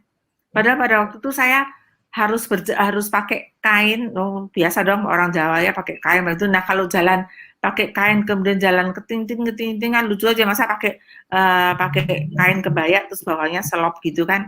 Akhirnya sudah saya menemukan mie ayam yang dikecurutin garam dan segala macam dengan sepenuh jiwa oleh penjualnya, lasernya bekerja dengan baik. Jadi ada syarat dan ketentuan yang berlaku. Ya, silahkan. Oke. Ya. Satu lagi, ya. Ya, tadi kan saya sudah sampaikan tadi di depan tadi itu ada visible light dan non-visible light. Laser itu tidak hanya dihasilkan sekarang yang dijual, itu tidak hanya yang visible light, juga yang non-visible light.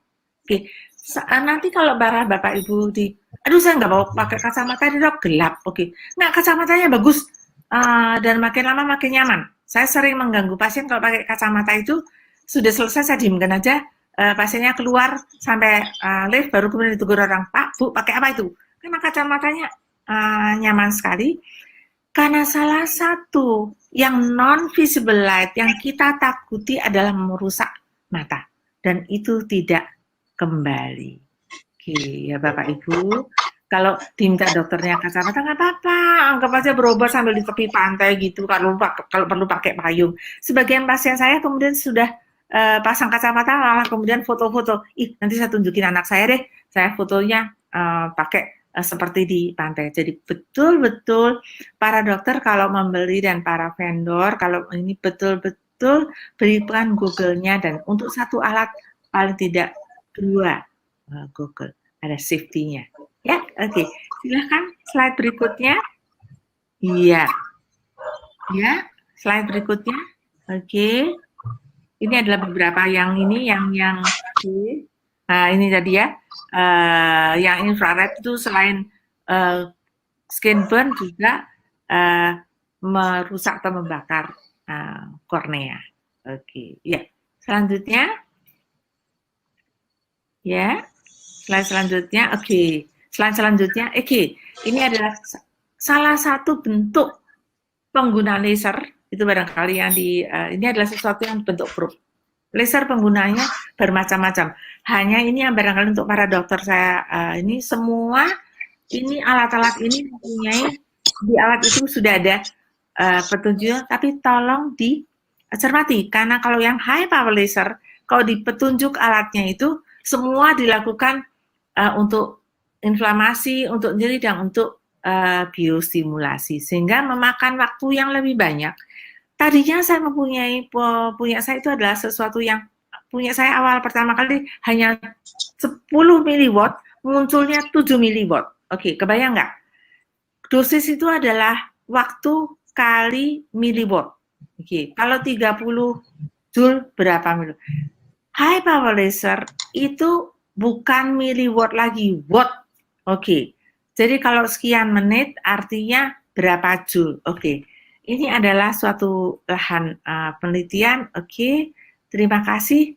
Oke, silakan kalau ada pertanyaan. Saya kembalikan Dr. Ferius. Oke. Terima kasih Dr. Ferius. Baik. Terima kasih Dr. Nuri. Senang sekali belajar kembali dengan Dr. Nuri. Banyak sekali ilmunya. Oke, langsung saja. Jadi ini saya lihat dari kolom komen ya dok. Ini kelihatannya banyak juga murid-murid dokter nih dok yang ikut. Ada Mbak Sari Fitri. Kemudian ini ada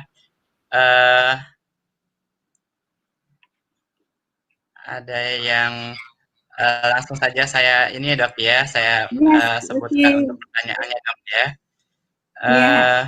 Oh, ada Dr. Mei Wulan, terima kasih dok atas kehadirannya.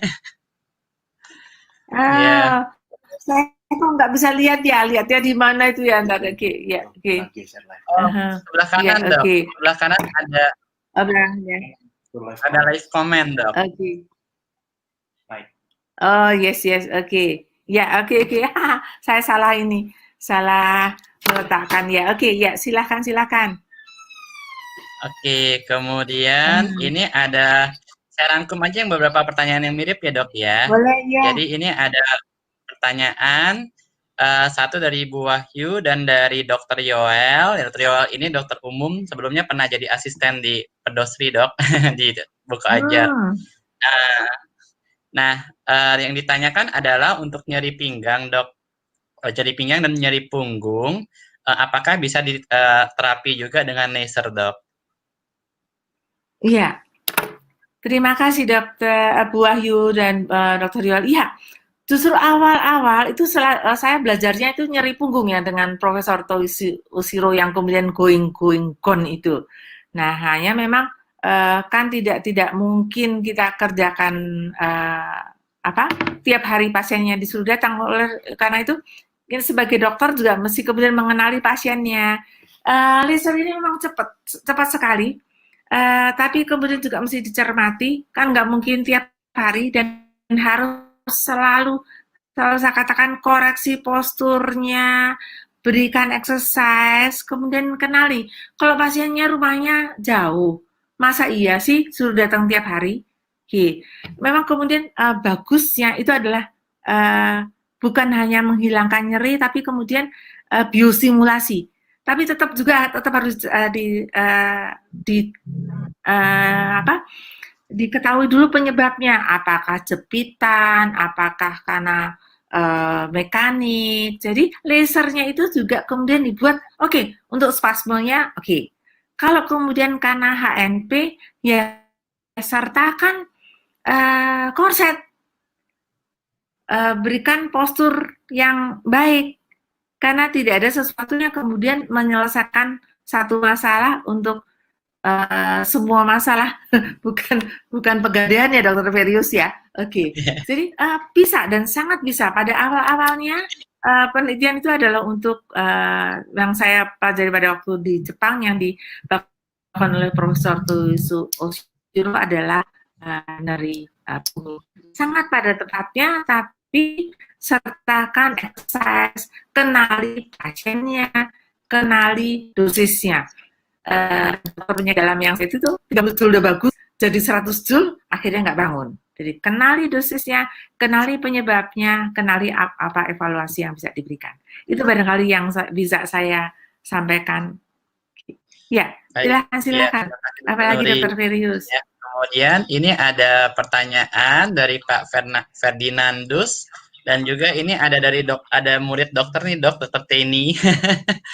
Ada bertanya mengenai lutut ya. Ya malam Dokter Nuri, izin ingin bertanya pada OA Genu dengan adanya efusi manakah yang lebih baik? Apakah high intensity atau low power laser ataukah keduanya boleh diberikan? Terima kasih Dok. Yang tanya Dokter Teni yang high atau itu ya. Gini, kenali dulu. Jadi kalau yang low pun, jadi kenali saya sekarang sudah tidak terlalu memikirkan high atau low, tapi yang saya berikan adalah di atas 300 miliwatt itu sudah memberikan rasa panas. Oke. Jadi kalau diberikan pada lutut yang inflamasi, jangan diletakkan betul-betul di atas yang inflamasi. Kan kita bisa punya jaras-jaras yang untuk menghilangkan rasa nyerinya. Itu dia. Jadi tidak tepat diberikan karena jadi sekarang karena jurnal-jurnal terbaru malah mengatakan yang namanya low power itu sampai 1000 miliwatt. Pada saat dapati 300 miliwatt ke atas itu sudah meningkatkan suhu di atas suhu tubuh. Apalagi sekarang yang high itu bentuknya ada apa? Intensitasnya bukan miliwatt lagi, sudah 6 watt, 12 watt meskipun tidak ribuan seperti kalau yang bedah. Jadi tidak langsung diberikan. Mungkin Dokter Teni juga tahu kan jaras-jaras itu, pelajari jaras-jaras itu dulu sambil diberikan sesuatu yang lain. Jadi kita mengkombinasikan suatu terapi. That's dokter. Itulah dokter rehab. Kita kan art and science. Oke. Oleh karena itu para Bapak Ibu itu istimewa, sehingga para dokter memperlakukan Bapak Ibu dengan istimewa pula. Oke. Iya. Apakah Pak Ferdinandus itu juga gimana Dokter Ferius? Iya, ya, itu tadi Dokter Teni ya. Pertanyaannya tentang Genu juga Dok. Jadi bilang harus operasi. Pertanyaannya saya, apakah selain operasi adakah cara lain untuk lutut? Mungkin tadi sudah dijelaskan ya Dok, atau dokter mungkin mau menambahkan lagi? Iya. Jadi tetap kemudian ya dilihat dulu kan, mesti dilihat ada pemeriksaan ya Dokter Ferius. Ingat ya, meskipun kita tidak pemeriksaan itu pemeriksaan fisik, kemudian kita kan ada yang namanya kapasitas fungsi Pak Ferdinandus ya Pak, kapasitas fungsi itu sampai seberapa sih lututnya bisa digerakkan, kemudian karena kita nggak mengobati ronsen, mungkin Pak Ferdinandus sudah punya ronsen ya, Calgreen 4 saya dapatkan ada yang sholat dengan sukses, Calgreen 2 ada yang jalan aja nggak bisa, karena rasa nyeri itu kan juga berhubungan dengan kognisi. Jadi silahkan sampaikan keluhannya ke Dokter Ferius atau siapa, nanti akan evaluasi fungsinya Bapak. Barangkali para dokter ini juga akan menyesuaikan dengan Bapak seorang siapa, atlet kah, atau banyak duduk, sehingga operasi atau tidak nanti tergantung dari kemudian mungkin lasernya akan lebih mempercepat hilangnya nyeri, kemudian diberikan latihan, kemudian dievaluasi lagi apakah Bapak bisa mengerjakan pekerjaan sehari-hari. Oke, barangkali itu kalau harus operasi kita lihat dulu, paling tidak kalau Bapak bukan atlet atau cukup dengan duduk saja, nah Bapak yang menentukan masa depan Bapak dibantu para dokter ini. Oke. Ya, bagaimana Dokter Ferius? Ya, kalau Tadi saya rasa ini dok memang juga memang belajar dari dokter Nuri juga. Jadi ya memang pertanyaannya jawab ininya sudah semua dok. Saya lanjut saja ya dok ya untuk pertanyaan berikutnya dok. Eh, ini Ya, dari Ibu makasih. Alia. Kebetulan ini yang ditanya untuk dua nih dok. Pertama untuk saya, untuk Dokter Verius, seperti apa yang baik untuk pasien dengan peradangan. Hmm. Kemudian untuk Dokter Nuri, apakah pemakaian brace masih perlu diberikan setelah terapi laser? Mau saya dulu atau dokter dulu mau yang menjawab, dok? Mohon maaf tadi saya membaca apa pertanyaan Dokter Ferius? Jadi untuk saya, untuk brace seperti apa yang baik untuk pasien Hmm. dengan peradangan? Kemudian untuk Dokter Nuri, apakah Hmm. pemakaian brace masih perlu diberikan setelah terapi laser? Oke, ya Dokter Ferius dulu. Oh, baik dok. Dari Alia Fatimah ya. Ya, oke. Iya Ya, dok. Saya coba menjawab ya dok ya. ya Mungkin silakan nanti Dokter Ferius dulu. kalau ada Ya, mau oke. ditambahkan atau dikoreksi ya dok. Nah, jadi untuk Ya, brace yang baik ya, untuk oke. pasien dengan peradangan, seperti tadi Dokter Nuri juga sudah menjabarkan, ya memang kita harus lihat dulu kondisi pasien satu persatu ya, karena pasien dengan peradangan tentu saja masalah bisa berbeda-beda. Nah, pemakaian brace di sini fungsinya memang ada dua, ya satu untuk melindungi dari gerakan-gerakan yang dapat memicu peradangan lebih parah. Yang kedua juga untuk tadi masalah biomekanik, ya. Jadi bagaimana kedudukan dan kondisi dari lutut misalnya supaya jangan bertambah parah, ya. Nah, tentu saja brace yang baik adalah brace yang dapat memenuhi fungsi tersebut, ya. Misalnya pada pasien dengan cedera di pergelangan kaki atau ankle, ya tentu saja gerakannya dibatasi dengan brace, ya. Nah, sehingga tidak menjadi lebih parah. Nah, kedua jangan dilupakan juga pemakaian brace juga tidak cukup, harus dikombinasi dengan yang lain. Jadi Dr. Nuri pun juga sudah mengajarkan perlunya adanya latihan karena pemakaian brace yang terlalu lama tanpa latihan pun dapat menyebabkan komplikasi, ya, misalnya ototnya menjadi lemah, kemudian sendinya menjadi kaku, ya. Nah, jadi seperti itu jawaban saya. Mungkin Dokter Nuri ada mau menambahkan, dok? Ya, barangkali kalau sempat nanti membuka-buka blog, itu memang ada yang pasien saya yang, jadi kita sebagai dokter pastinya menentukan kalau ini adalah pasien saya itu yang tetap saya berikan brace adalah obesitas, waktu itu umurnya sudah 70-an. Kita tahu lutut itu kerjanya kita tadi Dokter Ferius ini nggak disebut apa ya dok, kita berikan contoh lutut saja ya Dokter Ferius, ikutan Dokter Ferius.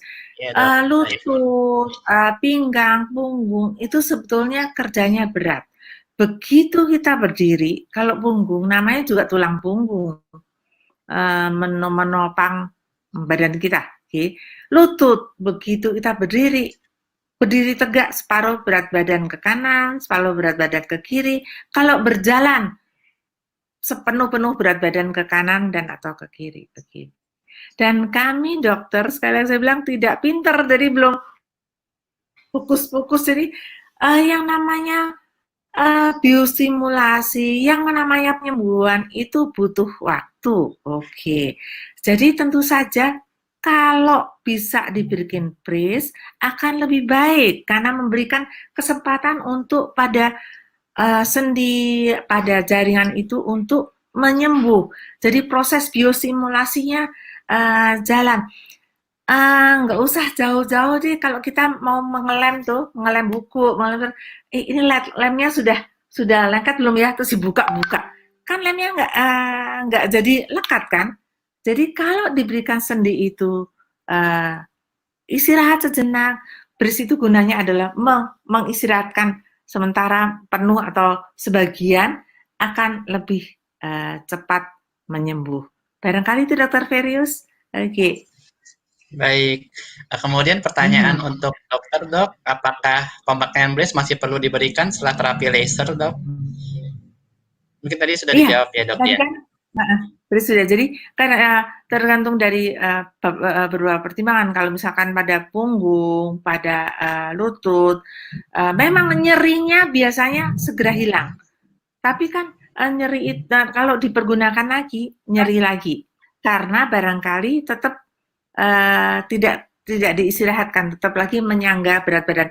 Kalau sebagian dari berat badan itu secara mekanik oleh bris itu dialihkan, ini punggung atau lutut atau sendi-sendi itu diberi kesempatan untuk istirahat. Tidak hanya hilang sakitnya saat itu, tapi dengan pemulihannya, dengan yang diberikan oleh yang menjadi efek biostimulasi dari laser, sakitnya akan lebih cepat hilang. Jadi brace barangkali para dokter akan bisa diberikan atau tidak, tapi penjelasannya adalah kalau diperlukan istirahat sendi atau apa sebaiknya diberikan. Oke. Silahkan. Baik, terima kasih Dokter Nuri. Kemudian ada pertanyaan dari Dokter Hera. Dokter Hera ini guru saya juga nih dulu. Sekarang juga masih. Namun beliau bertanya, Dokter Nuri, bolehkah minta PowerPoint-nya? Oh, itu boleh, silakan. Dokter ini yang punya udah di Dokter Verius, silahkan. Kalau mau mengundang saya juga boleh. Undangnya di mana tapi ya, Dokter Hera. Silahkan, Dok. Nanti Dokter Verius ya, Dok. Oke, silakan. Iya. Ya, Dok. Nanti saya share ya, Dok. Iya, oke. Kemudian ini ada pertanyaan dari Bekasi, Dok. Namun pertanyaannya kelihatannya sih nggak spesifik ya. Apakah laser ada efeknya berapa persen? Kira-kira bagaimana, Dok? Oke, gini. Di banyak buku tidak disebutkan, dikatakan efek laser itu aman, tidak meningkatkan suhu tersebut. Tapi secara praktek tetap saya dapatkan itu tadi. Kalau dosisnya tidak tepat malah menimbulkan nyeri. Oke. Kemudian ada nggak Dokter Ronald waktu PPDS pernah ada. Kalau dosisnya terlalu besar juga tergantung kulitnya juga jadi hiperpigmentasi hitam. Ya, kemudian ada lagi petugas pantry saya. Itu saya diperlakukan persis kayak itu seperti dokter penyakit dalam untuk petugas pantry saya itu kan bawa makanan gitu kan. Jadi Dr. Ervin, dokter pergi deh, saya pasang-pasang. Suatu saat dia mau mantu, mau mantu tangannya putih semua, Dr. Ervin sisi kanan, dia kan kasihkan ini di tangan kanan. Saudaranya bilang mau mantu kok panuan, gak taunya karena dia suka-suka, kemudian karena begitu di laser hilang, dia bisa tugas lagi, dia setiap kali saya pergi, dia tahu kan tempatnya dipasang-pasang sendiri, jadi hiperpigmentasi hilang. Tapi bahwa berapa persen memang belum begitu diperhatikan, karena semua buku, nah ini siapa mau melakukan penelitian di Flex Free, karena semua buku mengatakan aman, paling aman, tidak menimbulkan peningkatan suhu di atas suhu tubuh. Itu adalah pada waktu dulu hanya dipergunakan yang powernya rendah. Tapi sekarang coba dilihat, saya juga agak coba kalau diperhatikan dosis itu adalah waktu kali intensitas. Kalau dulu intensitasnya miliwatt, kemudian istilahnya intensitasnya serang watt, nah itu mari kita perhatikan. Oke. Mungkin ada beberapa yang mesti kita perhatikan lagi. Jadi yang saya dapatkan itu tambah nyeri, ada hiperpigmentasi, ada yang gastritis, karena nggak ada sesuatu yang sifatnya setempat, ada yang muncul ras seperti itu, saya hentikan ras seperti lupus, jadi tetap kemudian mesti kita perhatikan. Oke, silakan. Oh ya, baik Dok. Kemudian berikutnya, pertanyaan berikutnya dari Pak Irawan, mau tanya apa bisa laser untuk cedera syaraf atau perifer? Terima kasih Dok. Saya dapatkan cedera syaraf perifer bagaimana, diabetes atau apa tetap sifat-sifatnya jadi kalau putus-putus ya sulit, tapi saya dapatkan kalau ada justru saya bermain-main dengan laser ini adalah justru karena saya dikirimi pasien dengan neuropati yang tidak jelas sebabnya. Okay. Tapi tentu saja aplikasinya bukan yang ini. Waktu saya memberikan aplikasi yang dengan intravaskular, okay, yang helium neon, tapi yang itu di bawah pembuluh darah, itu memang kemudian hanya karena ini kronik sekali, jadi waktunya memerlukan waktu yang lama. Tapi kalau cerdas saraf perifer yang hanya neurogenesis, ini adalah ada pada tempatnya, ditambah sesuatu yang lain pastinya. Oke, makasih. Iya. Baik, makasih Dokter Nuri. Ya, mungkin silakan, Dr. Ferry. Karena juga ya, jadi karena juga keterbatasan waktu ya Dok. Mungkin satu pertanyaan lagi aja yang terakhir, kemudian nanti yang pertanyaannya belum terjawab ya. Ini dalam 24 jam, berarti besoknya ya kita akan sudah muncul di YouTube ya, kemudian terrecord di sana, dan kemudian juga untuk leave komennya pun juga sudah ada ya. Nanti mungkin kalau Dokter Nuri berkenan, atau misalnya Dokter Nuri misalnya sibuk ya, saya akan coba bantu menjawab pertanyaan-pertanyaan yang belum terjawab ya Dok ya. Baik, saya pertanyaan terakhir. Besok Minggu, kebetulan saya manis besok. Oh, ya. Baik Dok. Pertanyaan terakhir dari Bu Eka Januartini, dokter lebih efektif terapi laser atau terapi lainnya dalam kurung terapi kolam? Ini pertanyaannya nggak spesifik. Oh, untuk apa itu? Back pain. Iya, mungkin buat pain kali Dok ya. Terapi kolam itu kan artinya latihan ya. Kalau bisa dua-duanya kenapa tidak ya? Tuh. Karena lasernya menghilangkan rasa sakitnya, kemudian terapi kolamnya itu atau latihannya adalah untuk exercise-nya. Karena exercise dan terapi laser itu sebaiknya bekerja bersama-sama. Kalau masih muda, barangkali nyeri saja, laser saja sudah hilang. Tapi saya dapatkan dengan bertambahnya usia itu kan ada sesuatu yang lain pada ototnya, pada sendinya. Nah, itu yang sebaiknya disertai dengan terapi yang lainnya. Okay. Apalagi datangnya ke Dokter Ferus, keren, kan? Okay. Ya. Baik, ya terima kasih Dokter Nuri. Ya, mungkin saya simpulkan ya Dok untuk pertemuan kali ini webinar ya, bahwa peradangan ya adalah suatu proses yang alami, di mana sebenarnya dibutuhkan untuk proses penyembuhan ya. Namun kalau misalnya berlebihan atau misalnya peradangan justru kurang adekuat sehingga proses penyembuhannya tidak sempurna, maka diperlukan bantuan lain. Salah satu yang dapat dipakai adalah terapi laser ya. Karena terapi laser tadi ya memang cukup aman, tidak invasif ya, namun juga sudah menunjukkan bahwa efektivitasnya cukup baik. Mungkin Dokter Nuri ada kata penutup, Dok? Ya, jadi barangkali yang saya katakan para Bapak Ibu adalah istimewa, sehingga dan kami bukan orang pinter gitu ya Dok ya, terangkan sesuatu keluarnya dengan jelas, umur jangan lupa, mohon maaf Bapak Ibu, kita bukan petugas sensus, jadi tolong katakan umur dengan jelas, karena pada waktu itu saya pernah mendapatkan umurnya direduksi 5 tahun, sehingga saya bingung sekali, sudah saya bingung, menantunya bilang, kenapa Dok? Hah, Bapak saya sungguhin, sehingga reaksinya berbeda, umur itu menyebabkan reaksi berbeda, dan kemudian keluhan sampaikan, dengan begitu karena Bapak Ibu istimewa, para dokter ini memperlakukan Bapak Ibu individual, tolong jangan bilang, dok, saya minta diterapi dong, seperti Pak ini, Pak itu, oke. Boleh Ibu menyampaikan, Bapak menyampaikan tetangga saya di terapi ini, kemudian pastinya para dokter ini akan menerangkan bahwa yang paling baik untuk Bapak Ibu adalah yang seperti ini. Barangkali marilah kita bekerja sama, karena kami dokter, kami bukan orang pintar gitu ya Dokter Ferius ya. Oke. Ya, jadi mari kita bekerja sama, kita tentukan terapi Bapak Ibu bersama-sama. Oke, iya. Baik. Ya, terima kasih Dokter Nuri atas kesediaannya. Ya, terima kasih juga untuk dokter-dokter sekalian, untuk Bapak Ibu sekalian yang sudah meluangkan waktu.